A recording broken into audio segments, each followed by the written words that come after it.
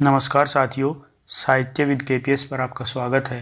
प्रस्तुत है हिंदी साहित्यकार मुंशी प्रेमचंद जी द्वारा रचित प्रसिद्ध उपन्यास गबन का 32वां भाग। षोडशी के बाद से जालपा ने रतन के घर आना जाना कम कर दिया था। केवल एक बार घंटे 2 घंटे के लिए चली जाया करती थी। इधर कई दिनों से मुंशी दयानाथ को ज्वर आने लगा था। उन्हें ज्वर में छोड़कर कहे जाती। मुंशी जी को जरा भी ज्वर आता तो वह बकझक करने लगते थे। कभी गाते, कभी रोते, कभी यमदूतों को अपने सामने नाचते देखते। उनका जी चाहता कि सारा घर मेरे पास बैठा रहे, संबंधियों को भी बुला लिया जाए जिससे वह सबसे अंतिम भेंट कर ले, क्योंकि इस बीमारी से बचने की उन्हें आशा न थी। यमराज स्वयं उनके सामने विमान लिए खड़े थे। जागेश्वरी और सब कुछ कर सकती थी, उनकी बकझक न सुन सकती थी। ज्यों ही वह रोने लगते वह कमरे से निकल जाती। उसे भूत बाधा का भ्रम होता था। मुंशी जी के कमरे में कई समाचार पत्रों के गाइल थे। यही उन्हें एक व्यसन था। जालपा का जी वहाँ बैठे बैठे घबराने लगता तो इन गाइलों को उलट पलट कर देखने लगती। एक दिन उसने एक पुराने पत्र में शतरंज का एक नक्शा देखा, जिसे हल कर देने के लिए किसी सज्जन ने पुरस्कार भी रखा था। उसे ख्याल आया कि जिस ताक पर रमानाथ की बिसात और मोहरे रखे हुए हैं, उस पर एक किताब में कई नक्शे भी दिए हुए हैं। वह तुरंत दौड़ी ऊपर गई और वह कापी उठा लाई। यह नक्शा उस कापी में मौजूद था, और नक्शा ही न था, उसका हल भी दिया हुआ था। जालपा के मन में सहसा यह विचार चमक पड़ा, इस नक्शे को किसी पत्र में छपा दूं तो कैसा हो, शायद उनकी निगाह पड़ जाए। यह नक्शा इतना सरल तो नहीं है कि आसानी से हल हो जाए। इस नगर में जब कोई उनका सानी नहीं है तो ऐसे लोगों की संख्या बहुत नहीं हो सकती जो यह नक्शा हल कर सके। कुछ भी हो, जब उन्होंने यह नक्शा हल किया है तो इसे देखते ही फिर हल कर लेंगे। जो लोग पहली बार इसे देखेंगे उन्हें 2-1 दिन सोचने में लग जाएंगे। मैं लिख दूंगी कि जो सबसे पहले हल कर ले उसी को पुरस्कार दिया जाए। जुआ तो है ही, उन्हें रुपये न भी मिले तो भी इतना तो संभव है ही कि हल करने वालों में उनका नाम भी हो, कुछ पता लग जाएगा। कुछ भी न हो तो रुपये ही तो जाएंगे। 10 रुपये का पुरस्कार रख दूं, पुरस्कार कम होगा तो कोई बड़ा खिलाड़ी इधर ध्यान न देगा। यह बात भी रमा के हित की ही होगी। इसी उधेड़-बुन में वह आज रतन से न मिल सकी। रतन दिन भर तो उसकी राह देखती रही। जब वह शाम को भी न आई तो उससे न रहा गया। वह आज पति शोक के बाद पहली बार घर से निकली। कहीं रौनक न थी, कहीं जीवन न था, मानो सारा नगर शोक मना रहा है। उसे तेज मोटर चलाने की धुन थी, पर आज वह तांगे से भी कम जा रही थी। एक वृद्धा को सड़क के किनारे बैठे देखकर उसने मोटर रोक दिया और उसे 4 आने दे दिए। कुछ आगे और बढ़ी तो 2 कांस्टेबल एक कैदी को लिए जा रहे थे। उसने मोटर रोककर एक कांस्टेबल को बुलाया और उसे 1 रुपया देकर कहा, इस कैदी को मिठाई खिला देना। कांस्टेबल ने सलाम करके रुपया ले लिया। दिल में खुश हुआ, आज किसी भाग्यवान का मुंह देखकर उठा था। जालपा ने उसे देखते ही कहा, क्षमा करना बहन, आज मैं न आ सकी। दादाजी को कई दिन से ज्वर आ रहा है। रतन ने तुरंत मुंशी जी के कमरे की ओर कदम उठाया और पूछा, यही है न? तुमने मुझे न कहा? मुंशी जी का जवाब इस समय कुछ उतरा हुआ था। रतन को देखते ही बोले, बड़ा दुख हुआ देवी जी, मगर यह तो संसार है। आज एक की बारी है, कल दूसरे की बारी है, यही चल चलाव लगा हुआ है। अब मैं भी चला नहीं बच सकता, बड़ी प्यास है, जैसे छाती में कोई भट्टी जल रही हो। फूका हुआ जाता हूँ। कोई अपना नहीं होता भाई जी, संसार के नाते सब स्वार्थ के नाते हैं। आज मैं अकेला हाथ पसारे एक दिन चला जाता है। हाय हाय, लड़का था वह भी हाथ से निकल गया, न जाने कहाँ गया। आज होता तो एक पानी देने वाला तो होता। यह 2 लोंडे हैं, इन्हें कोई फिक्र ही नहीं है मैं मर जाऊं या जी जाऊं। इन्हें 3 वक्त को खाने को चाहिए, बस, और किसी काम के नहीं है। यहाँ बैठते दोनों का दम घुटता है, क्या करूं, अब की न बचूंगा।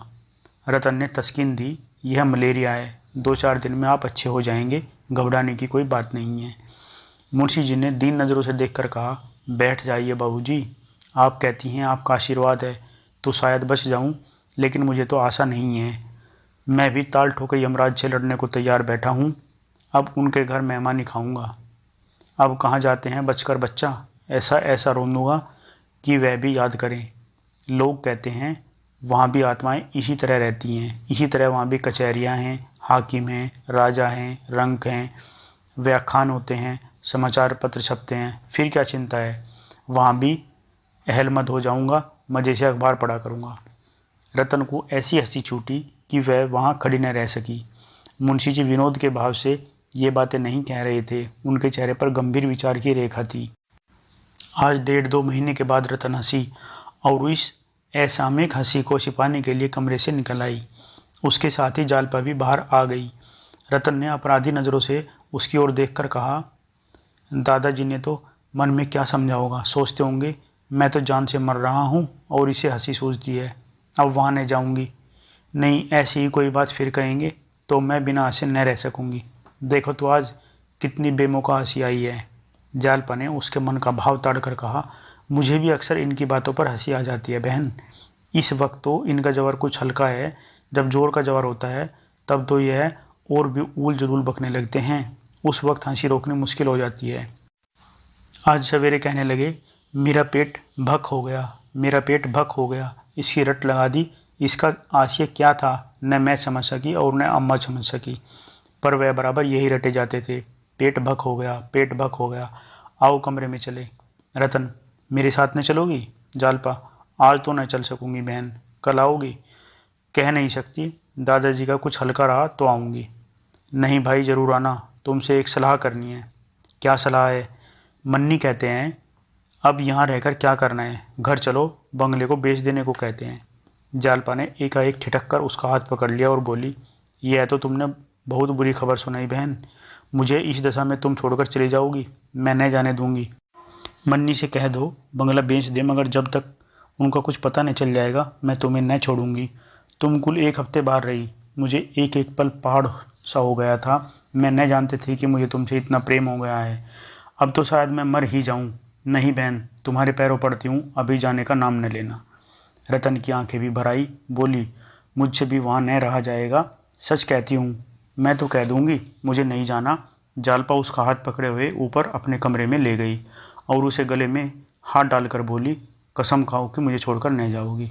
रतन ने उसे अंकवार में लेकर कहा, लो कसम खाती हूँ न जाऊँगी, चाहे इधर की दुनिया उधर हो जाए। मेरे लिए वहाँ क्या रखा है? बंगला भी क्यों बेचूं? 200-250 मकानों का किराया आता है, हम दोनों के गुजर के लिए काफ़ी है। मैं आज ही मन्नी से कह दूंगी मैं न जाऊंगी। सहसा फर्श पर शतरंज के मोहरे और नक्शे देखकर उसने पूछा, यह शतरंज किसके साथ खेल रही थी? जालपा ने शतरंज के नक्शे पर अपने भाग्य का पासा फेंकने की जो बात सोची थी वह सब उससे कह सुनाई। मन में डर रही थी कि कहीं यह इस प्रस्ताव को व्यर्थ न समझे, पागलपन का ख्याल न करे। लेकिन रतन सुनते ही बाग बाग हो गई।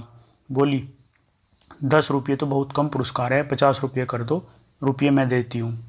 जालपा ने शंका की, लेकिन इतने पुरस्कार के लोभ में कई अच्छे शतरंजबाजों ने मैदान में कदम रखा तो? रतन ने दृढ़ता से कहा, कोई हर्ज नहीं। बाबूजी की निगाह पड़ गई तो वह इसे जरूर हल कर लेंगे और मुझे आशा है कि सबसे पहले उन्हीं का नाम आएगा।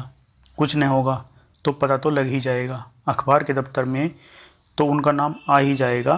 तुमने बहुत अच्छा उपाय सोच निकाला। मेरा मन कहता है इसका अच्छा फल होगा। मैं अब मन की प्रेरणा की कायल हो गई हूँ। जब मैं इन्हें लेकर कलकत्ता चली थी उस वक्त मेरा मन कह रहा था वहाँ जाना अच्छा नहीं होगा। जालपा, तो तुम्हें आशा है? पूरी। मैं कल सवेरे रुपये लेकर आ जाऊँगी। तो मैं आज खत लिख रखूँगी, किसके पास भेजूँ? वहाँ का कोई प्रसिद्ध पत्र होना चाहिए। वहाँ तो प्रजामित्र की बड़ी चर्चा थी, पुस्तकालयों में अक्सर लोग उसी को पढ़ते नजर आते थे। तो प्रजामित्र ही को लिखूंगी, लेकिन रुपये हड़प कर जाए और नक्शा न छापे तो क्या करेंगी? होगा क्या, 50 रुपये ही तो जाएगा। दमड़ी की हंडिया खोकर कुत्ते की जात तो पहचान ली जाएगी। लेकिन ऐसा हो नहीं सकता। जो लोग देश हित के लिए जेल जाते हैं, तरह तरह की दोष सहते हैं, वो इतने नीच नहीं हो सकते। मेरे साथ आधा घंटे के लिए चलो तो इसी वक्त मैं तुम्हें रुपये दे देती हूँ। जालपा ने नीम राज्य होकर कहा, इस वक्त कहाँ चलूँ, कल ही आऊँगी। उसी वक्त मुंशी जी पुकार उठे, बहू बहू। जालपा तो लपकी हुई उनके कमरे की ओर चली। रतन बाहर जा रही थी कि जागेश्वरी पंखा लिए अपने को झालती हुई दिखाई पड़ गई। रतन ने पूछा, तुम्हें गर्मी लग रही है अम्मा जी? मैं तो ठंड के मारे कांप रही हूँ। अरे तुम्हारे पाँव में यह क्या उजला उजला लगा हुआ है, क्या आटा पीस रही थी? जागेश्वरी ने लज्जित होकर कहा, हाँ, वेद जी ने इन्हें हाथ के आटे की रोटी खाने को कहा है। बाजार में हाथ का आटा कहाँ मैसर, मोहल्ले में कोई पिसनहारी नहीं मिलती। मजूरी ने तक चक्की से आटा पिसवा लेती हैं। मैं तो एक आना शेर देने को राजी हूँ, पर कोई मिलती ही नहीं। रतन ने अचंभे से कहा, तुमसे चक्की चल जाती है? जागेश्वरी ने झेप से मुस्कुराकर कहा, कौन बहुत था, पाव भर तो 2 दिन के लिए हो जाता है, खाते नहीं एक कोर भी। बहू पीसने जा रही थी, लेकिन फिर मुझे उनके पास बैठना पड़ता। मुझे रात भर चक्की पीसना मंजूर है, पर उनके पास घड़ी भर बैठना मंजूर नहीं। रत्न जाकर जात के पास 1 मिनट खड़ी रही, फिर मुस्कुराकर माची पर बैठ गई और बोली, तुमसे तो अब जात न चलता होगा माँ जी, लाओ थोड़ा सा गेहूँ दो, मैं ही पीस लेती हूँ। जागेश्वरी ने कानों पर हाथ रखकर कहा, अरे नहीं बहू, तुम क्या पीसोगी, चलो यहाँ से।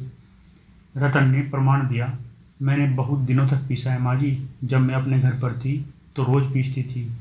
मेरी अम्मा, लाओ थोड़ा सा गेहूँ। हाथ दुखने लगेगा, छाले पड़ जाएंगे। कुछ नहीं होगा माँ जी, आप गेहूँ तो लाइए। जागेश्वरी ने उसका हाथ पकड़कर उठाने की कोशिश करके कहा, गेहूँ घर में नहीं है, अब इस वक्त बाजार से कौन लावे। अच्छा चलिए, मैं भंडारे में देखूँ गेहूँ होगा कैसे नहीं। रसोई की बगल वाली कोठरी में सब खाने पीने का सामान रहता था। रतन अंदर चली गई और हांडियों में टटोल टटोल कर देखने लगी। एक हांडी में गेहूँ निकल आए, बड़ी खुश हुई, बोली, देखो माँ जी, निकले कि नहीं, तुम मुझसे बहाना बना रही थी। उसने एक टोकरी में थोड़ा सा गेहूँ निकाल लिया और खुश खुश चक्की पर जाकर पीसने लगी। जागेश्वरी ने जाकर जालपा से कहा, बहू, वह जांत पर बैठी हुई गेहूँ पीस रही है, उठती ही नहीं, कोई देख ले तो क्या कहे। जालपा ने मुंशी जी के कमरे से निकलकर सास की घबराहट का आनंद उठाने के लिए कहा, यह तुमने क्या गजब किया अम्मा जी, सचमुच कोई देख ले तो नाक ही कट जाए। चलिए जरा देखूं। जागेश्वरी ने विवशता से कहा, क्या करूं, मैं तो समझा के हार गई, मानती ही नहीं। जालपा ने जाकर देखा तो रतन गेहूँ पीसने में मगन थी। विनोद के स्वाभाविक आनंद से उसका चेहरा खिला हुआ था। इतनी ही देर में उसके माथे पर पसीने की बूंदें आ गई थी। उसके बलिष्ठ हाथों में जांत लट्टू के समान नाच रहा था। जालपा ने हंसकर कहा, ओरी, आटा महीनों नहीं पैसे न मिलेंगे। रतन को सुनाई नहीं दिया, बहरों की भांति अनिश्चित भाव से मुस्कुराई। जालपा ने और जोर से कहा, आटा खूब महीन पीसना चाहिए, नहीं पैसे न मिलेंगे। रतन ने भी हंसकर कहा, जितना महीन कहिएगा उतना महीन पीस दूँ, बहू जी पिसाई अच्छी मिलनी चाहिए। जालपा, मोले शेर। रतन, मोले शेर सही। जालपा, मुंह धोआओ। रतन, मैं यह सब पीस कर उठूंगी, तुम यहाँ क्यों खड़ी हो। जालपा, आ जाऊं, मैं भी खिंचा दूं। रतन, जी चाहता है कोई जात का गीत गाऊं। जालपा, अकेले कैसे गाओगी। जागेश्वरी से, अम्मा जरा दादाजी के पास बैठ जाएं, मैं अभी आती हूँ। जालपा भी जात पर जा बैठी और दोनों जात का यह गीत गाने लगी। मोही जोगिन बना के कहाँ गए रे जोगिया। दोनों के स्वर मधुर थे।